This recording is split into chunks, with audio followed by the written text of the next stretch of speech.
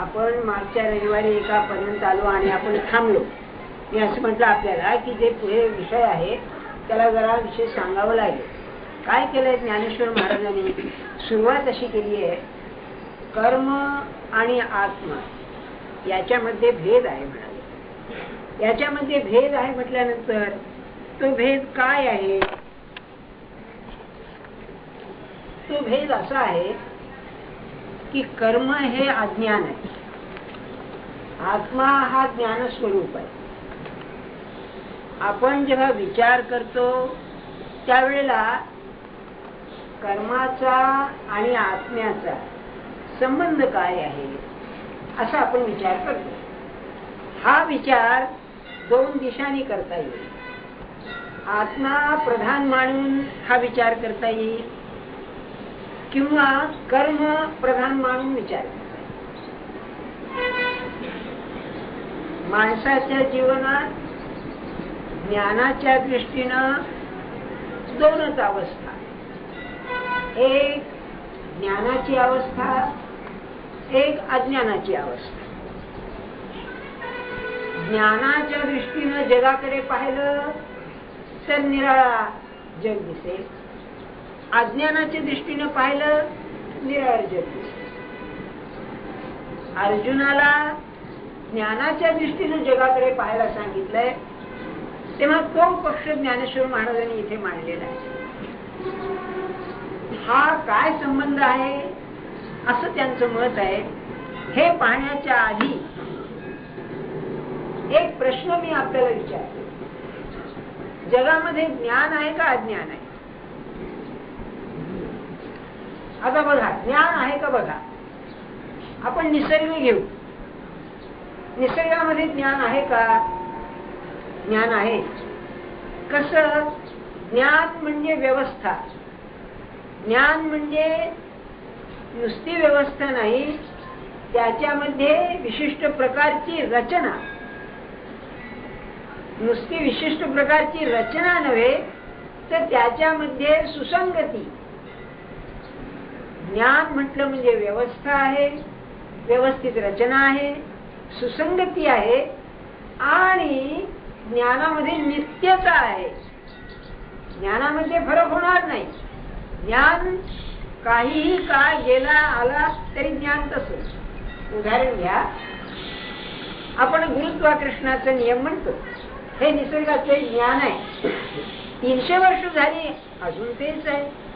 ग्रहणांचं घ्या, ग्रहण हजार वर्ष आधी भविष्य करतात असं म्हणतात. म्हणजे काय? ज्ञान नित्य आहे.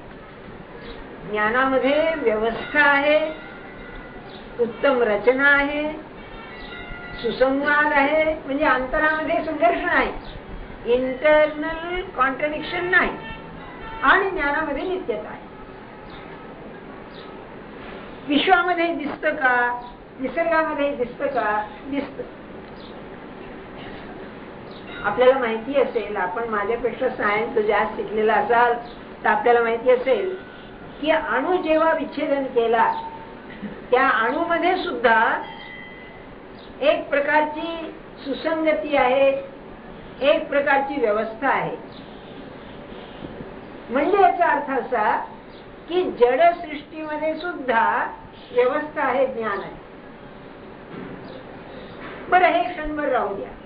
वनस्पतींचं जीवन, वनस्पतींच्या जीवनामध्ये तर इतकं ज्ञान भरलेलं आहे की बोलायची सोय नाही.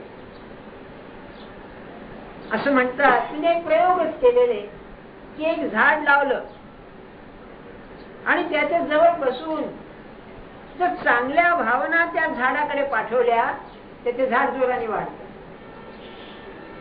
एक ग्रस्त येतात इकडे बोर्डीचे अभ्यांत हे म्हणतो, त्याच्यामध्ये ते म्हणाले त्यांची चिक्कूची झाडं आहेत. तेव्हा तिने आम्हाला 4 चिक्कू आणले, आंब्या एवढा चिक्कू. मला म्हणले हे काय फळ आहे हो? ते म्हणले हा चिक्कू आहे. अरे, तर म्हणले कसं काय? तर म्हणे मी त्या झाडाजवळ बसतो आणि जसं मी एखाद्या लहान मुलाशी बोलतो तसं त्या झाडाशी मी बोलतो. तुला काय पाहिजे? तुला फळ मला दे म्हणून मी तुला हे विचारित नाही, पण मी तुला लावलेलं आहे तेव्हा तुला काय पाहिजे ते सांग. तू आनंदात राहा, प्रसन्न राहा, असं त्या झाडाला बोलल्यावर त्या झाडाने एवढं फळ दिलं. तसंच वेलींच, तुम्ही त्या वेलींच्या बद्दल चांगली भावना करून जवळ बसलात, वेली अशी फुलून जाते. पण हे ऐकू कशाला, एक ग्रंथच आहे, दी सिक्रेट लाईफ ऑफ प्लांट्स असा मोठा ग्रंथ आहे. त्यामध्ये त्यांनी इतके नाना तऱ्हेचे अनुभव दिलेले आहेत. वनस्पती आपल्या सूचनांना कसा प्रतिसाद देतात याबद्दल त्यांनी उदाहरणं दिलेली आहेत. पण आणखी एक उदाहरण सांगतो आपल्याला. हे उदाहरण अमृत मध्ये आलेलं होतं. अमृत नावाचं मासिक होतं एक, त्याच्यामध्ये कोकणामध्ये दोन भाऊ होते. त्यांच्या आपापसामध्ये फार भांडणं होती जमिनीबद्दल, याच्याबद्दल. ती एकदा वाटणी झाली.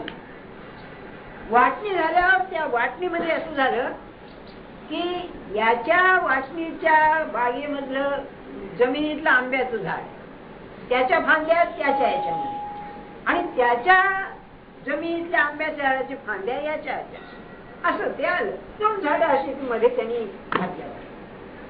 यांच्यामध्ये इतका संघर्ष, मारामारी, द्वेष, आणि ते दोघं भाऊ मध्ये बांबूचं कुंपण घातलेलं, त्या झाडाखाली बसायचे आणि एकमेकांना शिव्या द्यायचे, भांडणं करायचे. पुढे वेळेला आलं की त्या झाडाच्या फांद्या एकमेकाशी संघर्ष करू लागल्या, म्हणजे एकमेकावर घासायच्या, ह्या व्हायच्या. म्हणजे यांची भावना त्या झाडामध्ये संचारित झाली. विचार करा आपण. म्हणजे वनस्पतींना सुद्धा किती जीवन असतं आपण बघा. तर त्याच्यात तिने आणखी पुस्तक केलं.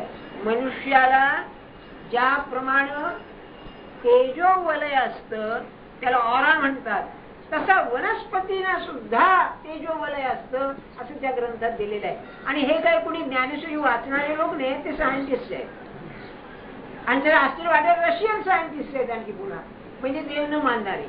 बरं, नाव पुस्तकाचं the secret life of plants. म्हणजे त्यांच्यामध्ये ज्ञान आहे. आपल्याला ऐकूनही ठाऊक असेल, आफ्रिकन जंगलामध्ये अशी झाडं आहेत की जी झाडं प्राणी जवळ आला म्हणजे त्यांना रस सुटतो, पानांना रस, त्या रसाला इतका सुगंध असतो की तो प्राणी तो चाटायला जातो, आणि तो गेला की त्या फांद्या त्याला आवडतात, त्याचं रक्त मांस शोषून घेतात आणि सांगाडा टाकून देतात, पुन्हा फांदी मोकळी. माझ्या म्हणण्याचा हेतू काय, आपल्याला इथेही ज्ञान आहे. जसं जडवस्तूमध्ये ज्ञान आहे, नियमबद्धता आहे. मीठ आमटीत टाकलं तर आमटी गोड होणार नाही, खारटच होणार, युगन युग. तुम्ही पहा ना, सल्फ्युरिक ऍसिडचा जो फॉर्म्युला आहे, हा फॉर्म्युला युगन युग तोच आहे, तो बदलणारा नाही. तुळशीची जी गुणधर्म आहेत, गुळवे सत्वाचे जे गुणधर्म आहेत, ते तेच वाघभटाने सांगितले, तेच आज आहेत. आता कारखान्यात कमी जास्त करीत असते तर राम जाणे, बरं का, काय झाला हो, उलट पालट करीत असते, पण तेच. मुद्दा सांगण्याचं काय, वनस्पतीमध्ये ज्ञान आहे. जनावरांच्या मध्ये तुम्ही पाहताना सर्कशीमध्ये त्यांना शिकवतात, ज्ञान असल्याशिवाय का शिकवतात? ज्ञान ग्रहण करण्याची शक्ती आहे म्हणूनच शिकवतात. आता घोड्याला ते हिरवा रुमाल आण, बरोबर हिरवा रुमाल आणतो. तुम्ही पाहिलं असेल, हे वाघ सिंह जे असतात, काय शिकवतात त्यांना, म्हणजे ज्ञानाची ही आहे. इतकंच नव्हे, कुत्रे आपल्या वासानं मार्ग ओळखतात. अहो नाही, ते हे शोधून, गुन्हेगार शोधून काढतात ना, हे ज्ञानाशिवाय का होत आहे? किती ज्ञान असेल मला सांगा. पण तुम्हाला मी ऑस्कर वाईल्डची गोष्ट मागे सांगितली होती, ती जो कमाल आहे अगदी. ऑस्कर वाईल्ड दर शनिवारी आपल्या मित्राला भेटायला जायचा. टेम्स नदी ओलांडून जात असे, आणि मित्राला भेटून त्या गप्पा झाल्या की परत यायचं. बरोबर त्याचे कुत्रा असे. एकदा काय झालं, तुम्हाला माहितीये युरोपियन लोकांच्या घरामध्ये बाहेरच हॅट आणखी काठी ठेवायला जागा असते. तेव्हा तसं आपली तिने हॅट ठेवली, काठी ठेवली, कुत्रा तिथे निजलेला होता आणि हा निघाला. बोलण्याच्या नादामध्ये कुत्र्याचं भान राहिलं नाही, हा आला घरी परत. कुत्रा जागा झाडून पाहतो तो मालक गेला. आता काय करावं, मग आला तो परत आला. पुढच्या शनिवारी जेव्हा हा गेला मित्राला भेटायला, तेव्हा ते कुत्र्याने काय केलं, मालकात गप्पा ठोकतोय, मालकाची हॅट आपल्या तोंडावर घेतली आणि निजला. काय अक्कल आहे बघा. विचार करा आपण की अरे माझी टोपी तर त्याला लागणार की नाही. हा म्हणजे किती ज्ञान ज्याला म्हणतो ते असलं पाहिजे. विचार करा आपण. आपल्याला शिवाजी राजाचा कुत्रा माहिती आहे ना, वाघ्या. त्यांनी त्याची समाधी आहे तिथे रायगडावरती. काय त्याच सहज आपलं आठवलं म्हणून सांगतो. लेडी ॲस्टर नावाची एक पार्लमेंटची मेंबर होती, लॉर्ड ॲस्टरची बायको. तो खरा म्हणजे इंग्लंडचा प्राईम मिनिस्टरच व्हायचा, पण काही कारणामुळे झाला नाही. तर ती अतिशय हुशार बाई, वक्तृत्व चांगलं आणि पुढारी स्त्रियांची. ती बर्नर्ड शॉला घेऊन रशियाला गेली होती. आता बर्नर्ड शॉनी म्हटलेलं आहे ती एकच बाई अशी भेटली की स्टॅलिनला तोंडावरती तुला काही कळत नाही म्हणाली. काय म्हणाली, तुमच्या देशामध्ये हे सगळं जे बाल शिक्षण आहे सगळं चुकीचं आहे, तुम्ही काहीतरी केलेलं आहे. शहा म्हणाला मला वाटलं आता हा काय म्हणतो कोणा ठाऊ. आता तो स्टॅलिन म्हणजे क्रूर म्हणून माहिती, पण हसला आणि म्हणाला पण मी काय करू. मग बाईंनी सांगितलं आमच्या देशामध्ये आम्ही असं केलंय तसं केलंय. तेव्हा म्हणले मी तुम्हाला तुमचं रिपोर्ट पाठवून तुम्ही तसं करा. अशी ती बाई. तिचं एक वाक्य आहे, कुत्र्यावरून आठवण झाली. कुत्रा अतिशय विश्वासू असतो, अतिशय कृतज्ञ असतो. तेव्हा ती म्हणाली जितकं जास्त मी पुरुष पाहते, पुरुषांशी संबंध येतो, पुरुष पाहते, तितकं तितकं मला माझ्या कुत्र्याचं कौतुक वाटतं म्हणाले. ते आपलं गमतीच म्हणजे पुरुष असे बेईमान असतात असं तिला म्हणायचं. सांगण्यात येतो असा प्राण्यांच्या मध्ये सुद्धा ज्ञान. अहो गाईचं तुम्हाला माहिती आहे ना, गाय मालक जर मेला तर गाई रडते. गाय घरामध्ये काय असेल मला सांगा. म्हणजे तिला वियोगाचं दुःख आहे, तिला ज्ञान आहे. ते प्राण्यांच्या मध्ये ज्ञान. माणसामध्ये ज्ञान आहे हे सांगायला नको नाही का. म्हणजे सबंध निसर्गामध्ये ज्ञान भरलेलं आहे. पण ज्ञान आहे तर अज्ञान आहे का. अज्ञानही आहे. जेव्हा वेदांतामध्ये अज्ञानाचा प्रश्न येतो तेव्हा काही त्यांनी आपणहून काढलेलं नाही. जगामध्ये अज्ञान आहे. आपण इतके वर्ष जगात राहतो, जगाचं काय कळलंय आपल्याला सांगा बरं. जाऊ द्या, जग फार दूरच आहे. माझं मला काय कळलंय, शरीरात काय चालतंय हे कळतं का. अहो काय ते काय झालं, आज नाही ते काय झालं, अहो रात्री हार्ट अटॅक आला. आता त्याचं हार्ट, त्याचं हृदय इतके वर्ष बाळगलेलं ते कमी जास्त रात्री थांबणार म्हणजे काहीतरी लक्षणं असतील ना, पण याची काही लक्षात येत नाही. म्हणजे किती अज्ञान आहे मला सांगा.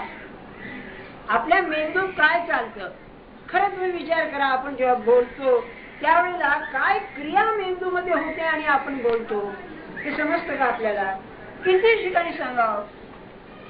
आणि मजा अशी आहे, या देहाचं एक शहाणपण आहे. देहामध्ये कमी जास्त मोडतोड झाली, काही बिघडलं तर शरीरच ते नीट करण्याचा प्रयत्न करते. अहो डॉक्टर काय करेल इतकं ते करते शरीर. त्याला तो अलेक्सिस कॅरल म्हणून मनुष्य आहे, डॉक्टर मोठा, नोबेल प्राइज मिळाला. तो म्हणतो there is a wisdom of the body. या शरीरालाच एक ज्ञान आहे असं की ते शरीर बरोबर करा. आपल्या मनाचं असंच आहे. म्हणजे माणसामध्ये ज्ञान आहे पण अज्ञानही आहे. आता प्रश्न असा, ज्ञान श्रेष्ठ का अज्ञान श्रेष्ठ. हे काय सांगायला पाहिजे.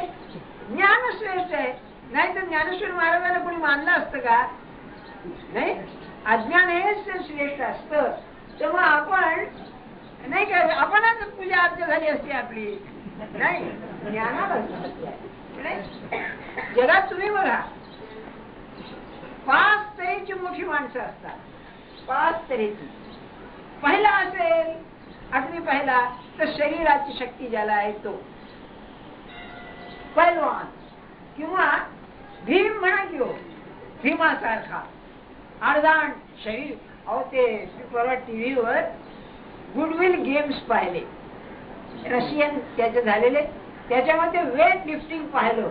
काय शरीर त्या लोकांची बाबा, आणि ते 150 किलोग्रॅमचं ते वजन उचलणारे, काय शक्ती त्यांची. पण अशा लोकांचं वरचं मधला फारसा काही तीव्र नसतो. शरीर वाढले असतं पण वरचं मधलं ते चालतं.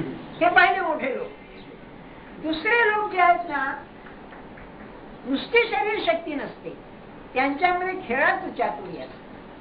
गेम्स, मग टेनिस आहे, मी अलीकडचे आहे, क्रिकेट आहे, तुमचं बॅडमिंटन आहे, सुतुतू वगैरे खेळतात, हे सगळं गेम्स मध्ये तेही मोठे. त्यांना किती मान देतो, ऍथलीट ज्याला म्हणतो आपण, नाही का, त्यांना पदकं मिळतात, त्यांना मान देतो आपण, हे सगळं ते मोठे. तिसरे जे मोठे आहेत ना, ते लोक असतात त्यांच्यामध्ये मनाची शक्ती अशी काहीतरी विलक्षण असते. नाना तऱ्हेच्या प्रसंगामध्ये मनाच्या शक्तीने ते पार पडतात. अतिशय धीट असतात, शांत असतात, करामती असतात, आणि हेच लोक वीर म्हणून पुढे येतात. त्यांना मग भान नाही देहाचं काय होईना, त्यांच्या मनाची रचना तशी असते. आपल्या अलीकडच्या काळात तुम्ही बघा, सावरकर होते ना, ते मृत्यूशय्येवर असताना सुद्धा 21 फेथफुल डेज त्या मंकीकराचं पुस्तक आहे, भारत आणि पाकिस्तानच्या लढाईवर, ते वाचून घेत होते. म्हणजे या माणसाचं मन असं जळत सारखं प्रदीप्त झाले. असो, हे वीर पुरुष. जगामध्ये वीर पुरुषाला मान आहे यात शंकाच नाही. त्याच्याही पुढचे जे लोक आहेत ना, ते कलावंत असतात. वीर पुरुषापेक्षा सुद्धा जगामध्ये कलावंताला मान फार आहे. मोठे मोठे साहित्यिक असतात, कवी असतात, किंवा कादंबरीकार असतात. हे लोक जे आहेत, गवई असतात, नाटक नट असतात, यांचं आणखी हे असतं. त्याचं कारण सांगतो आपल्याला. वीर पुरुष जो असतो त्याचं मोठेपण प्रासंगिक असतं, त्याचं मोठेपण कायमचं नाही. पण हा जो कलावंत आहे याचं कायमचं असतं मोठेपण. कालिदास त्या मेघदूत रचलेला आहे, काळ कितीही बदले ना, केवढं मोठेपण त्याचं आहे. वीर पुरुषाचा प्रसंग नसेल तर वीर्य बाहेर पडत नाही, तसं नाही आहे. म्हणून साहित्यिकांना अतिशय, आणि त्याच्याही पेक्षा मोठे असतील तर सत्पुरुष असतात. ज्ञानेश्वर महाराज सारखे, सॉक्रेटिस सारखे, किंवा उपनिषदांच्या ऋषी सारखे हे लोक, म्हणजे यांना देशाचं मोठेपण नाही, यांना भाषेचं नाही, स्त्री पुरुषाचा भेद नाही. हे जगातले सुप्रे सगळ्यात मोठे 5 तऱ्हेची मोठी माणसं. यापैकी सगळ्यात जास्त मान असेल तर संतांना आहे. का? ते ज्ञानी असतात. बाकीचे ज्ञानी नव्हे पण अज्ञानी नव्हे, पण हे सगळ्यात ज्ञान. आणि ज्ञानाची गंमत अशी आहे, आपला विषय चाललाय ज्ञान आणि अज्ञान. मला कल्पना आहे बरं का, हा सगळा ज्ञान मीमांसेचा विषय आहे, थोडस कठीणच आहे, पण आपला जो काही ते निजून जा आपले काही वाईट नाही. हो, काय करायचं मी, आणि ऐकायला आलो काय आणि बसून निघालं. मी माझं नाही काढलं, त्याने दिलेलं आहे तेच सांगतो. ज्ञानाचा एक विरोधाभास आहे मोठा. जगात ज्ञान आहे, अज्ञानही आहे. आणि ज्ञानाची खूण काय, तर मला काही कळलं नाही ही अज्ञानाची जाणीव होणं हे ज्ञानाचं लक्षण आहे. याचं उत्तम उत्तम उदाहरण 2 आहेत. एक उपनिषदामध्ये आहे, यस्या मतम तस्य मतम. ज्याला मला कळलं असं वाटत नाही त्याला कळलं. यस्य अमतम तस्य मतम, यस्य मतम तस्य न वेदसः. ज्याला कळलं असं वाटतं त्याला कळलेलं नाही. वेद म्हणजे कळलेलं नाही. अविज्ञातम विजानताम, विज्ञातम अविजानताम, हा असं आहे. समर्थांच्या मनाच्या श्लोकात एक मराठी गीत सुंदर आहे, म्हणे जाणता तो जनी मूर्ख पाहे, अतर्कासी तर्की असा कोण आहे. हे सुंदर वर्णन की जर मला कळलं असं वाटतं त्याला कळलं. म्हणजे ज्ञान आणि अज्ञान याचा निकट संबंध यात शंका नाही काही. मग ज्ञानाच्या भूमिकेवरून अज्ञानाची अवस्था काय, अज्ञानाच्या भूमिकेवरून ज्ञानाची अवस्था काय, हे पहिलं उपनिषदांत सांगितलं. आता सॉक्रेटिस काय म्हणे की मग मी ज्ञानाच्या शोधात आहे, बरोबर. आणि तो म्हणे की ज्ञान कुठे आहे, आत्मज्ञानाचे. मॅन नो थायसेल्फ, तू स्वतः कोण आहे त्याचं ज्ञान करून घे. आणि हीच गोष्ट खरी आहे, सगळ्या जगाचं ज्ञान झालं आणि मी कोण आहे हे कळलं नाही तर ते ज्ञान व्यर्थ आहे, असं ज्ञानराजांचं मत आहे. संतांचं मत आहे मी कोण आहे कळलं पाहिजे. ऐक ज्ञानाचे लक्षण, ज्ञान म्हणजे आत्मज्ञान, पहावे आपणाशी आपण या नाव ज्ञान. आता सॉक्रेटिस काय म्हणे, मला कळत नाही. मग तो दुसऱ्याला म्हणे तुला कळलंय ना, सांग मला काय. तेव्हा त्यांच्या पद्धतीप्रमाणे तिथे डेल्फाय नावाचं गाव होतं, आपल्याकडे बनारस कसं आहे तसं. तिथे एक सूर्य देवता होती, त्या देवतेला कौल लावी, जसं गोव्यामध्ये शांतादुर्गाला लावतात तसा कौल लावी. तेव्हा एकाने कौल लावला आणि विचारलं की ग्रीस मधला सगळ्यात शहाणा मनुष्य कोण, आणि त्याच्यामध्ये सॉक्रेटिसचं नाव आलं.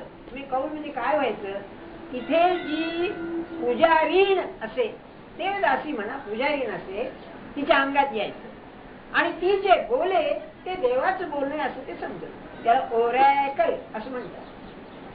तेव्हा तिथून तो आला, तिने सांगितलं सॉक्रेटिस हा सगळ्या ग्रीस मधला शहाणा मनुष्य आहे, ज्ञानी मनुष्य आहे. तो आला आणि म्हणला अरे सॉक्रेटिस, पण तिथे असा असा कौल आलेला आहे की तू ग्रीस मधला सगळ्यात ज्ञानी मनुष्य आहेस. त्याने क्षणभर विचार केला, बरोबर आहे म्हणाला. बरं का, आपल्याला आश्चर्य वाटेल, बरोबर आहे म्हणाला. ज्यांना वाटतं कळतं त्यांना कळत नाही, ज्यांना कळत नाही असं वाटतं त्यांना कळतं. मला कळत नाही असं वाटतं म्हणून मला कळतं, म्हणून मी ग्रीस मधला शहाणा मनुष्य आहे. अविज्ञातम विजानताम विज्ञातम अविजानतम. इंग्लिश मध्ये फार सुरेख आहे. I know that I do not know. Those who feel they know do not know, and therefore I am the wisest man of Greece. सांगण्यात येतो काय आपल्याला की ज्ञान आणि अज्ञान यामध्ये अज्ञानाच्या भूमिकेवरून ज्याला कळलं नाही असं वाटतं त्याला कळलं हे आहे, ज्ञानाच्या भूमिकेवरून. आता प्रश्न आला, अज्ञानाची भूमिका बरोबर आहे, ज्ञानाच्या भूमिकेवरून अज्ञानाचा आणि ज्ञानाचा संबंध काय, तो ज्ञानेश्वर महाराजांनी 5 दृष्टांतात सांगितलेला आहे. तो आजचा विषय आहे, म्हणून मागच्या रविवारी आम्ही घासा गुंडाळला, पुरे म्हणला. आता मी आधी ओव्या वाचतो, 5 दृष्टांत आहेत, ओव्या वाचतो, मी एक एक ओवी घेऊ आपण.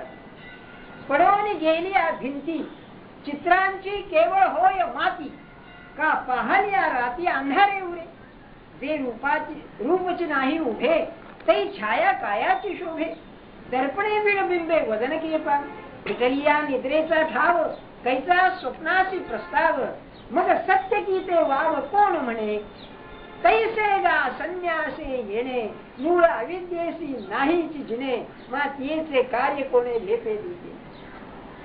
शेवटची ओवी अशी आहे, अशा तऱ्हेनं अविद्या किंवा अज्ञान हे नाहीच, म्हणजे नाहीच आहे त्याच्या अस्तित्वाचं बोलणं हेच खोट आहे.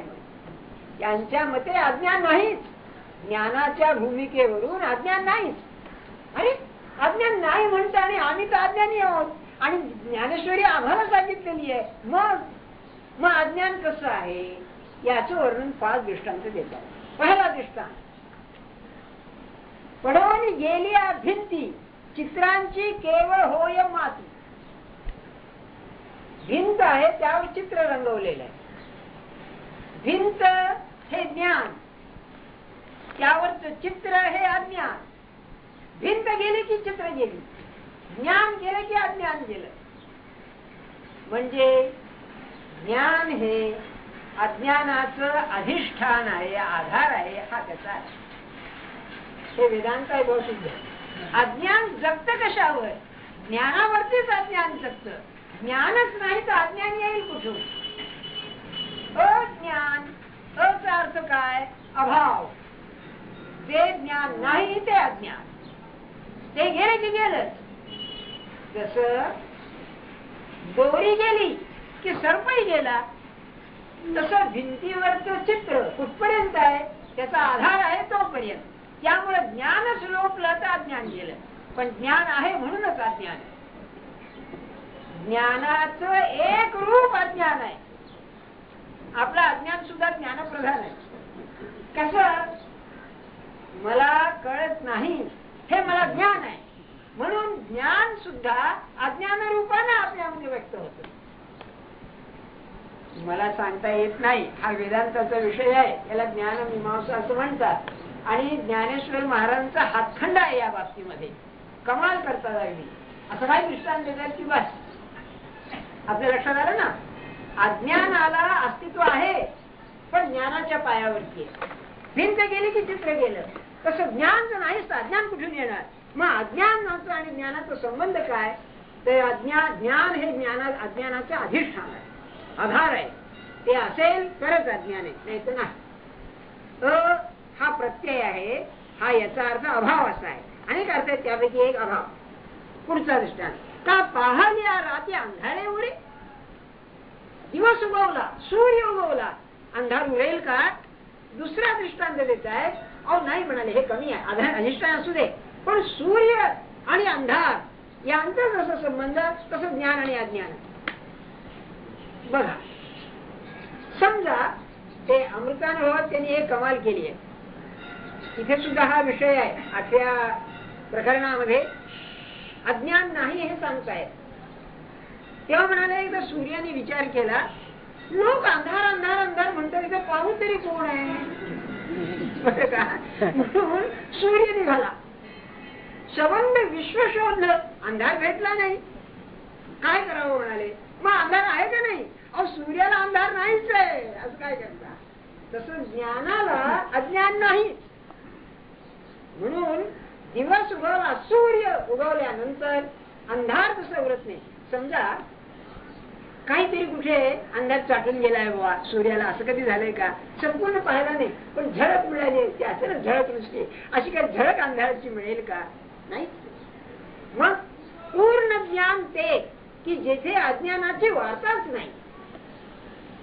यालाच अजातवाद असं म्हणतात बुवा. नाव सांगत नाही, ते घोटाळा होईल फार.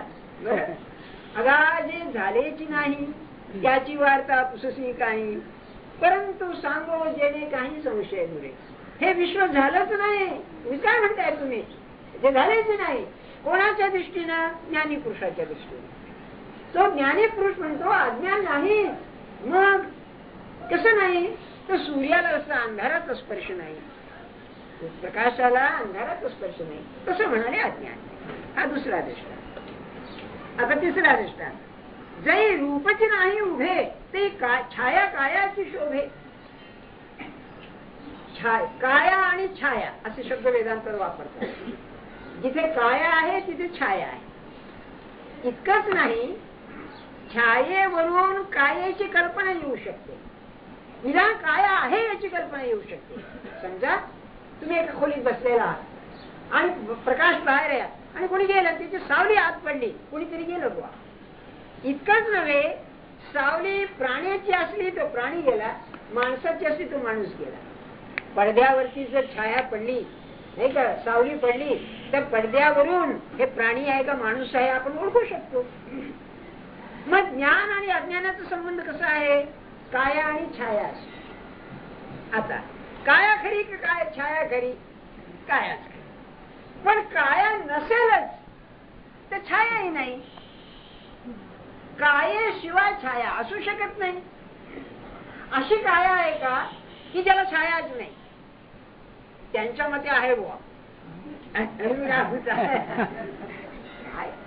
मी सांगितलं ना, मला असं वाटतं, हे अगदी म्हणजे मी भावनेच्या भरात येऊन सांगत नाही.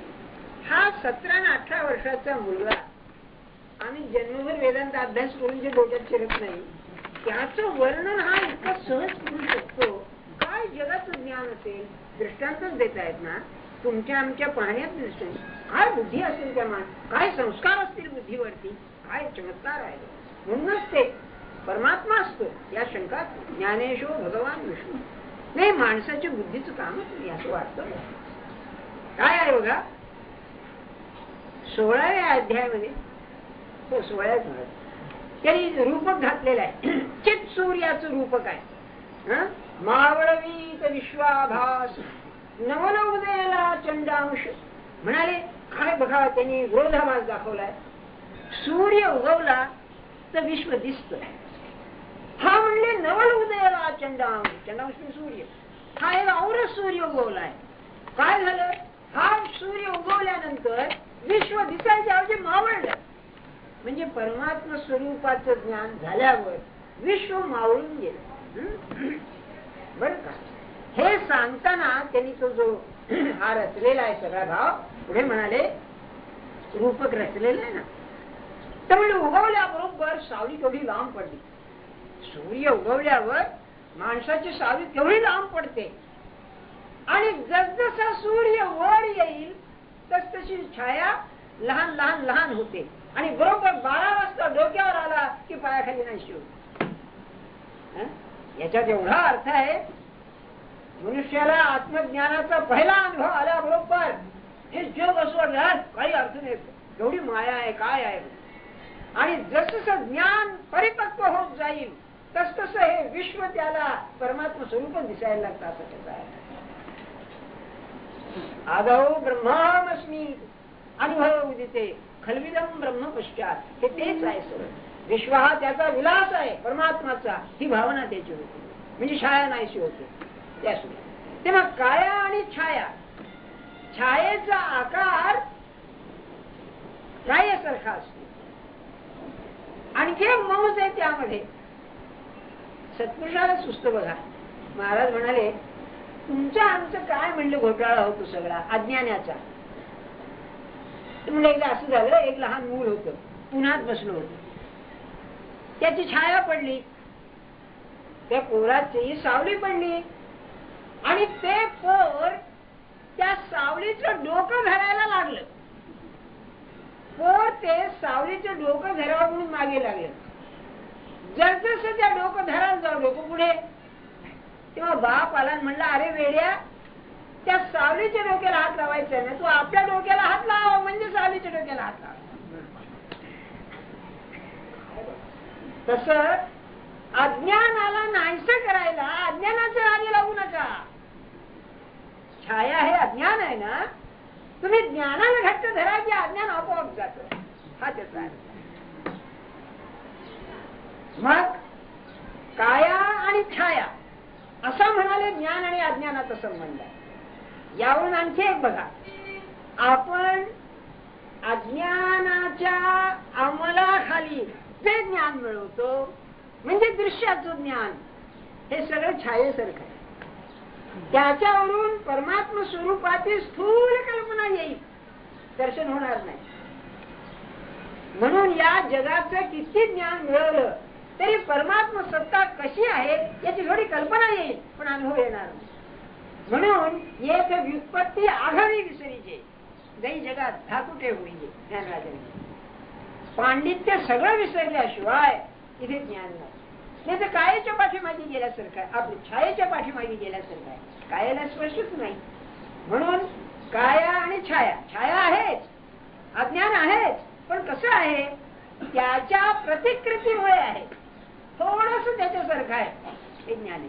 म्हणून मी आपल्याला म्हणतो की मला एक आठवलं, हे होते न्यायमूर्ती रानडे, महादेव गोविंद रानडे बरं का, ठाण्याचे रानडे नव्हे. आणि ते खरे न्यायमूर्ती नव्हते, ते ट्रायब्युनलचे हे होते, महापुरुष. तेव्हा त्यांना हार्ट अटॅक आला. त्या काळात त्याला नाव निराळं होतं, हार्ट अटॅक, स्ट्रोक आला असं. तेव्हा डॉक्टर म्हणाले 60 वर्षाचं वय होतं आणि सगळा जन्म लोकसेवा आणि ज्ञान मिळवणं याच्यात गेलेला. तेव्हा डॉक्टर सांगितले की आता वाचन बंद म्हणाले. डॉक्टर गेले उठून आणि हे लागले रडायला. आता हा 60 वर्षाचा म्हणून 1900 साली गेले ते, मनुष्य रडायला लागला. तेव्हा त्यांची बायको रमाबाई होती, ते आमच्या आयुष्यातील काही आठवणी म्हणून त्यांनी लिहिलं. चांगल्या ते आठवण लिहिण्यास तेव्हा याला म्हणजे काय झालं, त्यांना काय वाटलं बायकोला किंवा काही त्रास होतोय की काय. तेव्हा ते काय म्हणाले, जर म्हणाले ज्ञान मिळवायचं नाही तर जगायचं कशा करता, हे अज्ञानातलं ज्ञान. मला म्हणायचं काय तुम्हाला, दुसरे एक उदाहरण सांगतो की लेसिंग म्हणून जर्मन कवी आणि फिलॉसॉफर तत्वज्ञानी होता. लेसिंग त्याचं नाव, मोठा विचारवंत, गीतेची परंपरा चालवणारा. त्याला की नाही लोक भेटायला फार यायचे. तेव्हा त्याने काय करायचं, बाहेरून दाराला कुलूप लावायला सांगायचं आणि आतमध्ये बसायचं, बरं का. तेव्हा एका मित्राला कळलं की ही युक्ती करतो, बाहेरून कुलूप लावून आत बसलेला असतो. तेव्हा त्याने खुबीनं कुलूप उघडलं, आत गेला तर हा वाचित बसलेला होता. 5-10 मिनिटं जवळ उभा राहिला, त्याला पत्ता नाही हा आलेला आहे म्हणून. मग त्यांच्या खांद्यावर हात ठेवला. खांद्यावर हात ठेवल्यावर त्याला काय वाटलं की त्याचा नौकर आहे, त्याला काय चहा पाहिजे का. त्याने डोकं वरनं काढता सांगितलं, जा 1 कप चहा आण. इतका तो याच्यात तल्लीन झालेला. तेव्हा त्यांच्या अरे 2 कप सांग, मलाही पाहिजे. तेव्हा तो काय म्हणाला, अज्ञानातलं ज्ञान काय असतं बघा. तेव्हा तो म्हणाला की मित्रा, या आनंदातून बाहेर पडण्याचं फार जीवावर येत नाही. याच्याही पेक्षा भगवंताच्या स्मरणाचा आनंद आहे. लोक वेडे होतात त्याच्या पायी. तुकारामासारखे, नामदेवासारखे वेडे होतात. आणि त्याच्यात रस आला पाहिजे. परमात्मा रसस्वरूप आहे. रसोवयी सहा उपनिषदात होते ना, रस म्हणजे रंगणे. श्याम मोरी चुनरिया रंग दे, रंग दे मोरी चुनरिया. आणि श्याम रंगातच रंगू दे, तुझा रंग चढू दे, चाहे लगे सारी उमरिया. तुझ्याकडे मी आली आहे आणि या रंगवण्याकरता संबंध जीवन गेलं तरी हरकत नाही, मी जाणार नाही, पण माझी साडी रंगाव. गोपी सांगते श्रीकृष्णाला. म्हणजे त्या आनंदामध्ये, अज्ञानाच्या ज्ञानाच्या आनंदामध्ये जर एवढं हे आहे तर ज्ञानाच्या आनंदाचं काय असेल. हे मी काय सांगतोय, ज्ञान हे आनंद स्वरूप आहे. सच्चिदानंद हे आनंद स्वरूप आहे. परमानंद म्हणतात त्याला. त्या परमानंदाची झळक या कायम छायेमध्ये आहे. छाया ही काया नव्हे, पण त्याचं किती बिंदू आहे इकडे. आनंद सागर कसा आहे सांगू का. वेदांताचा एक युक्तिवाद सांगतो आपल्याला. तुम्ही आधी स्त्री पुरुष प्रत्येक जण आनंद भोगतोय. इंद्रियद्वारा खाण्याचा, ऐकण्याचा, पाहण्याचा तुम्ही आम्ही प्रत्येक जण भोगतो आहोत. तो भोगतो म्हणजे बिंदू भोगतो, एक थेंब भोगतो, नाही का. म्हणजे समजा एखादा कलावंत गाऊ लागलाय आणि क्षणभर सगळे तल्लीन झाले, वाहवा झाली, तेही बिंदू भोगतोय, हाही बिंदू भोगतोय, पुढे गेलं. असे हजारो माणसं, हजारो वर्ष, हजारो वेळा बिंदू भोगतायत. त्या बिंदूंचा जो महासागर आहे तो परमानंद आहे. तो परमानंद म्हणजे काय, ज्ञानाचा असा आहे. म्हणूनच आनंदाचे डोही आनंद तरंग, आनंदाचे अंग आनंदाचे, आनंदाशिवाय नाहीच काही. माणूस बेहोश होऊन जातो. अरे साध्या आनंदानं बेहोश होतो. नाथानी भागवतात म्हणलेले, जो मोले मदिरा खाये आणि सारा विकत घेऊन दारू पितो तो स्वतःला विसरतो. मग ब्रह्मानंदाने माणूस विसरणार नाही का स्वतःला, असा नाथाने प्रश्न विचारला. तेव्हा हा जो परमानंद आहे हा ज्ञानाचा आनंद आहे. त्याची छाया असेल तर ती अज्ञानाच्या आनंदाचा आहे. म्हणूनच अज्ञानामध्ये सुद्धा आनंद आहे, अज्ञानाच्या ज्ञानामध्ये. मग कलावंत आहेत किंवा साहित्यिक आहेत किंवा त्या मार्गात राहणारे साधक आहेत, हे सगळे त्या आनंदाचा अनुभव घेतात. आणि त्या आनंदाच्या अनुभवात जेवढी मजा आहे, ज्याला तो हा पडायला लागला अंगावर, शिंतोडे उडाले तर थंड वाटतं. तर मग शॉवर म्हणजे हे अंगावरची झाड पडायला लागल्यावर काय होईल? काया आणि छाया यांचा संबंध काय? ज्ञान आणि अज्ञान.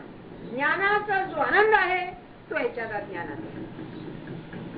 तुम्हाला सांगू का, हे जरा वाटेल, ज्ञान नाचायला लागलं आनंदानं ते अज्ञान रूप बने. ज्ञान शांत आहे पण उसंबळलं ते अज्ञानाचा आनंद आहे. कारण ते कायमचं नसतं. नाच हा काही कायमचं नव्हे, पण ज्ञान उल्लसित झालं की एकदम अज्ञानाचा. पण तो सुद्धा आनंद आहे या क्षणकाने. आणि त्या आनंदाचा भोग घेणारे आतापर्यंत किती झाले, तुम्ही आम्ही स्वतः घ्यायला काही हरकत नाही. साहित्याचा जो आनंद आहे, ज्ञानेश्वरी समजून वाचण्याचा आनंद तोच आहे. काय? एक अंतरंगाची अधिकारी पण लोक वाक्चातुर्य होईल सुखिया, हा साहित्याचा आनंद आहे. ते काणेकर होते ना, प्रोफेसर काणेकर, ते ML आहे शिकले, सौंदर्य शास्त्र शिकले, याचा विषय होता. त्या फिलॉसॉफी मध्ये ते असतं. त्याने आम्हाला आनंद मीमांसा विचारली. म्हणले का आता तुम्ही वर्गावर जाणार आणि 5 वेळा आनंद मीमांसा सांगू का तुम्हाला? त्यांना म्हणून तुम्ही एवढंच सांगा की ज्या साहित्यानं, ज्या कलेनं माणूस स्वतःला विसरतो आणि स्वतःला विसरल्यामुळे श्रोत्याला विसरायला लावतो, तो खरा आनंद आहे. कारण काय असतं, हा श्रोत्यांशी समरस होतो. तेव्हा हा स्वतःला विसरला की याची जी स्पंदनं असतात ती सभेवर आदळतात आणि ती आदळली की माणसे आनंदात जातात. असं ते असं आहे. हो, छोटे बच्चे ताली बजाव म्हणले की एकाने वाजू की सगळ्या टाळ्या वाजवतात. तसं एक आनंदित झाला की सगळे आनंदित होतात. खरं आहे बरं का? एक म्हणून समूहाचा जो आनंद आहे तो हा आहे. समूहाची भावना जर उंचावली, चांगली असली तर फार उत्तम, वाईट झाली तर मग भयंकर असतो. हे जे क्रांत्या होतात ना, त्याच्यामध्ये समुदाय मॉब ज्याला म्हणतात, शक्तीची बाहेर जाते आणि ती भावना पेटली की मग काय वाटेल ते करत, जाळ पोळ मा झोड काय वाटेल ते असं. हे तो काय सांगण्याचा, काया आणि छायाचा संबंध असा, ज्ञान आणि अज्ञान. म्हणजे अज्ञान आम्हाला नसेल पण अज्ञानामध्ये सुद्धा ज्ञानाची झळक आहे या छंद. पुढे म्हणाले, खिचडिया दर्पणे वीण बिंब वदने की पा. चेहरा आहे आपला, पण जर आरसा नसेल तर प्रतिबिंब कसं बाहेर मिळायचं? आपला चेहरा आपल्याला जर पाहायचा असेल तर आरसा जसा पाहिजे, आरशामध्ये चेहऱ्याचं प्रतिबिंब, तर आपल्याला कळेल प्रतिबिंबाची किंमत किती. चेहरा आणि प्रतिबिंब, चेहऱ्याचं प्रतिबिंब खरं, पण बिंबाची किंमत किती? चेहरा असेल तर बिंब ना. इतकंच नव्हे, चेहरा जसा तसं बिंब, ते प्रतिबिंब निराळा असू शकत नाही. आता इथे गंमत काय आहे, आरसा जसा असेल तसं प्रतिबिंब पडेल. आपल्याला माहितीये काही आरशात उभं असतं, काही आरशात आडवं असतं. आता आरशी मिळतात ते तोंड सुजलेलंच दिसतं त्याच्यामध्ये. काय आरशे नाही का, ते बिलोरी आरशे म्हणतात, ते बेल्जियमची गाज दिसते, असं काय असं गोट निराळे. पूर्वी ते याचे धातूचे आरशे असत. तो जसं आहे तसं.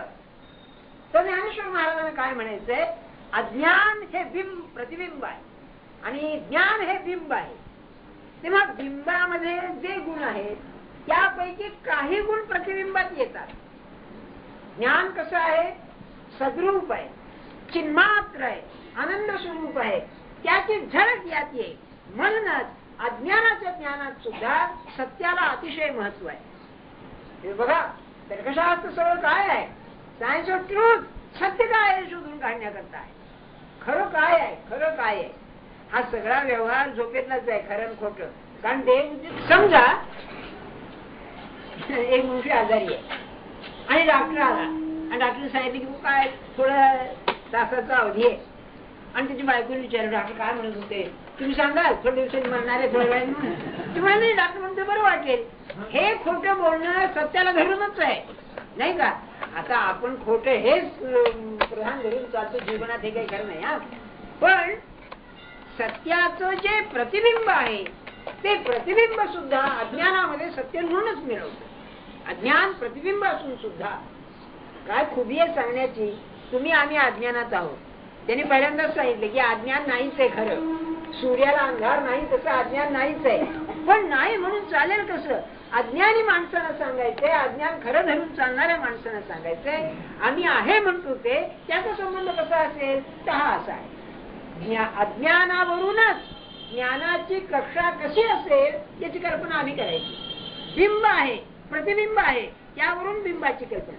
जसं चंद्राचं प्रतिबिंब पडलं तर त्याच्यावरून चंद्राची जशी कल्पना करावी त्याप्रमाणे अज्ञानावरून त्याची कल्पना करावी, ज्ञानाची कल्पना. एवढाच संबंध त्याचा आहे. आणि ते प्रतिबिंब आपल्या अंतःकरणात पडतं. म्हणून वेदांतात बिंब प्रतिबिंब वाद म्हणून आहे. त्याचा आजचा काही तो विषय नव्हे. जीवाचा आणि ईश्वराचा संबंध काय आहे हा संबंध सांगताना बिंब प्रतिबिंब वाद सांगावा लागतो. हे 2-3 आहेत. एक अवच्छेदवाद म्हणून, एक आभासवाद म्हणून. संस्कृत नाव सोडून द्या, ती अगदी सोपी आहे, ऐकायला ऐकू द्या. मी एक उदाहरण, एक मडकं आहे, समुद्रात बुडवलं, त्यात पाणी भरलं आत बाहेर आणि त्यात सूर्याचं प्रतिबिंब पडलं, याला बिंब प्रतिबिंब वाद आहे. काय ते दुसरं द्यायचं की नाही, घटाकाश आणि मठाकाश. मडकं आहे त्यात आकाश आहे, स्पेस. आणि एक घर आहे, चौक आहे, त्याच्यात आकाश आहे. घटाकाश आणि मठाकाश म्हणे. आपला काय तो विषय नव्हे. सांगण्यात येतो काय ज्ञान आणि अज्ञानाचा संबंध. आता याच्यात आणखी एक गोम आहे. मग अज्ञान जर नाहीसं करायचं असेल तर काय करावं. अज्ञानाचा संबंध बिंब प्रतिबिंबासारखा आहे. आम्हाला अज्ञान नको आहे. बरं अज्ञानातूनच ज्ञानाकडे जायचंय, मग हे करायचं कसं. त्या बिंब प्रतिबिंबामध्ये जो संबंध आहे तो संबंध जर कळला तर झटदिशी करता येईल. म्हणजे काय की बिंबावरून प्रतिबिंबावरून बिंबाची कल्पना करायची. म्हणजे सूर्याचं प्रतिबिंब पडलंय त्याच्यावरून सूर्य कसा असेल ही कल्पना करायची अज्ञानानं. आणि प्रतिबिंबाचा संबंध सोडून बिंबाचं ध्यान करायचं, हा त्यातला मार्ग आहे. म्हणजे कसं सांगतो आपल्याला. परमात्मा अरूप आहे, परमात्माला रूप नाही, त्याला आम्ही आवडीचं रूप दिलं. अरूपाला आम्ही रूप दिलं. त्या रूपावरती आम्ही इतकं मन ठेवलं की त्या रूपामध्ये चैतन्य निर्माण झालं. तुकाराम महाराज असं म्हणाले, हा विठ्ठल माझा देव आहे. याचा अर्थ असा की अरूपाला रूप देऊन ते जीवन सर्वस्व मानलं. जीवन सर्वस्व मानलं तर झालं काय की माझ्या आतमधलं जे चैतन्य आहे, ज्या चैतन्य म्हणजे आत्मा, ज्याच्या मुळापासून मी त्या चैतन्यावरती श्रद्धा ठेवली, प्रेम ठेवलं, ते त्यात संचारित झालं आणि ते जिवंत झाली. त्यातलं चैतन्य जागं झालं आणि त्या चैतन्यावरून उडी मारून मी विश्वाशी तादात्म्य झालो, बिंबाशी तादात्म्य. म्हणून अज्ञानातून ज्ञानेश्वरी ही अज्ञानातलीच आहे. आपल्याला 8व्या अध्यायात आलंच आहे की हे संबंध भ्रमात्मकच आहे. शब्द काही तिथून जाऊ शकत नाही तिथपर्यंत. जरी असं असलं तरी गुरुनी सँक्शन केलंय, मुद्रा लावली आहे की हे तू सांगतोस ते बरोबर आहे. तेव्हा ते करून जशी त्यांनी प्रतिबिंबाकडून बिंबाकडे जावं तसं इथे शब्दज्ञानाकडून, नामस्मरणाकडून, सगुणाची उपासना करून तिकडे जावं. सगुणाच्या उपासनेचं माधुर्य फार आहे, आपल्याला कल्पना नाही. तुकाराम महाराज म्हणाले, सुखे घालावे आम्हासी. तुका म्हणे, गर्भवासी या विठ्ठलाची उपासना करणारा पुन्हा घाल आम्हाला. काय ते दोष आहे. कारण त्या प्रतिबिंबाकडून बिंबाकडे ते गेलेले आहे आणि प्रतिबिंबाकडे जायची जरूर काय, प्रतिबिंबाचा आधार धरण्याची. आलंबनाशिवाय आम्हाला विचारच करता येईल. अज्ञानाचं लक्षण असं आहे की तो व्यक्तीला धरून बसतो, जातीला. दी पर्टिक्युलर अँड युनिव्हर्सल. सामान्याकडे जाता येत नाही. सामान्य अरूप आहे, ते चिन्मय खरं पण अरूप आहे. म्हणून आम्हाला व्यक्तीलाच घट्ट धरून व्यक्तीमध्ये जर आम्हाला सामान्य दिसायला लागलं तर आम्ही प्रतिबिंबाकडून बिंबाकडे जातो. म्हणून छाये आपल्या दर्पणामध्ये प्रतिबिंब पडलं, त्यावरून त्या चेहऱ्याची कल्पना आली, पण ते सोडून तिकडे जायला. नंतर शेवटचा फिटलिया निद्रेचा ठाव कैचा स्वप्नाशी प्रस्ताव मग सत्य की ते वाव कोण म्हणे. एक माणूस निघला आणि त्याला स्वप्न पडलं. स्वप्न खरं का खोटं. काही दिवसा मला दृष्टांत झाला बरं का.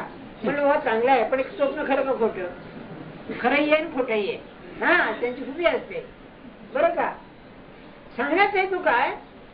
स्वप्न आणि निद्रा यामध्ये काय आहे. यामध्ये अवस्थांतर आहे. निद्रा ही अवस्था, स्वप्न ही अवस्था आणि त्याच्या पलीकडे जागे पण ही अवस्था. तर म्हणाले एक मोठी निद्रा आहे आणि त्याला स्वप्न पडलं तर हे अवस्थांतर झालेलं आहे. आणि अवस्थांतर जरी असलं तरी ते अज्ञानातलं असल्यामुळे स्वप्न खरं का खोटं ठरवताच येत नाही. ते अज्ञानाचं सत्य असत्य कसं ठरवणार तुम्ही. मग अज्ञान ही ज्ञानाचीच एक अवस्था आहे. फार मला आवडलं ज्ञानेश्वर महाराजांचं. ते म्हणाले ज्ञानानेच अज्ञानाचं रूप घेऊन या जगात अवतार येते आहे. त्याला महाराजांचं दृष्टांत फार छान आहे. महाराज म्हणाले एक बाप होता. त्याने अंगावर घोंगडी घेतली आणि बुवा बुवा म्हणायला लागला. त्या मुलाला वाटलं घाबरला आहे काय आहे म्हणून. आणि मग घोंगडी बाजूला केल्यावरती पोरगा हसायला लागला. तसं म्हणाले ज्ञानाने अज्ञानाचं पांघरून घेऊन एवढं भयंकर विश्व निर्माण केलंय. प्रपंच निर्माण केलाय. दुःखमय आहे सगळं आहे. पण ते अज्ञान ही त्याचीच अवस्था आहे. ही अवस्था फसवी आहे. ही अवस्था खरी नाही. हे जर कळलं तर तो हे संबंध की नाही कौतुकानं पाहिजे. कौतुक तू पाहे संचिताचे तेव्हा मजा येईल खरी. वा काय चाललंय खेळ म्हणाले त्याचा. असं होतं बघा की ज्याला खरं ज्ञान झालं ना तो काय करतो. माझ्यामध्ये जसा परमात्मा खेळतोय त्याची मी एक लीलाच आहे अशीच लीला तो प्रत्येक जीवामध्ये खेळतो. अहो याच नाव परमात्मा. एक रूप घेऊन इथे नाचतोय. एक अनेक रूप घेऊन इथे नाचतोय. पेख पेख नानक विगसाई. पेख म्हणजे प्रेक्षण पाहून जगामध्ये परमात्मा पाहून नानकाला आनंद झाला. पेख पेख नानक विगसाय. तस माझ्या जीवनात तो खेळ खेळतोय. का नाही खेळ खेळीत. एक लहान मुलीचं उदाहरण घ्या. कुठे जन्माला आली. शिक्षण नाही रूप नाही. मामूली नवऱ्याशी लग्न झालं. पुढे काय उलट सुलट झालं. तोच मोठा झाला. घरी गाडी आली. घर झालं. पोरबाळ झाली. ते मोठे झाले. हा खेळ नाही का. काय कल्पना होती. जसं एखाद्या खेळामध्ये कल्पनेच्या बाहेर यश येऊन जावं. आपलं कर्तृत्व काही नसावं. हे चांगलं बरं का. तसं वाईट सुद्धा. काय कोणाशी गाठ पडावी. चांगलं होतं पहिल्यांदा पैसा जावा. रोगराई व्हावी. पोरबाळ मरावी. पोरबाळ सोडून जावी. काय व्हावं. काय मी होते कशी काय झाले. हा सोय खेळ.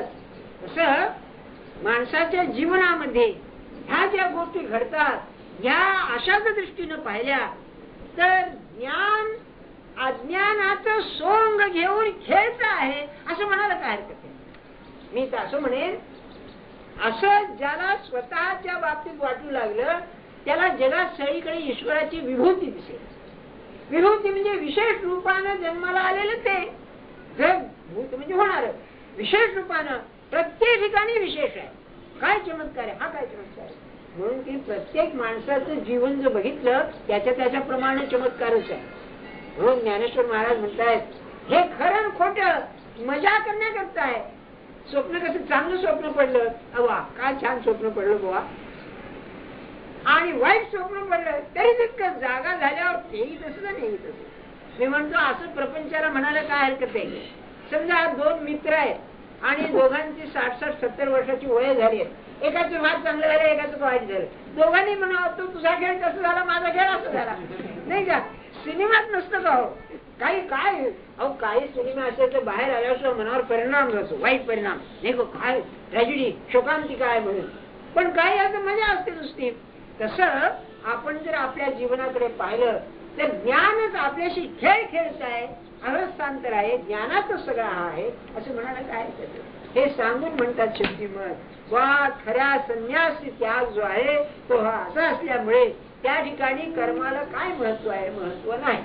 आता कर्माचं जे अज्ञानाशी संबंध आहे ते पुढच्या रविवारी सांगितलं. हा म्हणजे तयारी ठेवून या, पण त्यांनीच पुढे सांगितलंय कर्म अज्ञान कसं, अज्ञानातून कर्म निर्माण कसं होतं, मग ज्ञान झाल्यावर कर्म लोपतं म्हणजे काय होतं, हे सगळं आहे पुढे सांगितलं. जानकी जीवन स्मरण